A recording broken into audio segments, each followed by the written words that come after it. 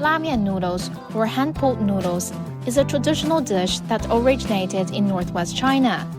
In recent years, Lamyan noodles have become a calling card and an important industry for the provinces of Qinghai and Gansu.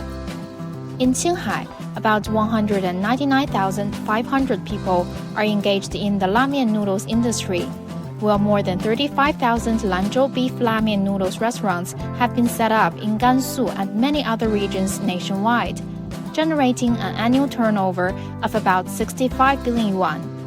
The successful development of the Lamyan noodles industry has helped people blaze a path of poverty alleviation and prosperity. Since the launch of the Belt and Road Initiative, more noodle makers have pursued new business opportunities in Belt and Road countries and regions, sharing this Chinese flavor with more people worldwide. 我是青海花轮人，拉面之乡的花轮人。我们是在2003年走出去开这个面店的。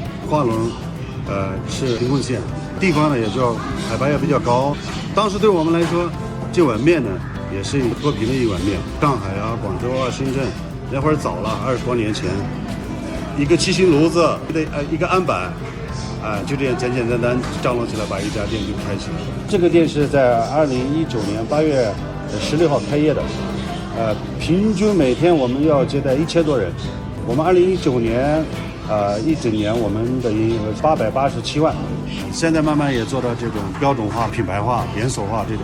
这么多年，让全国人民知道了拉面是一个什么样的一碗面。同时，我们也拓展国际市场。通过“一带一路”，像马来西亚，我们现在已经在筹备开店，包括在这个柬埔寨，我们也要开店，也希望把这碗面呢，沿着“一带一路”带到更远的地方。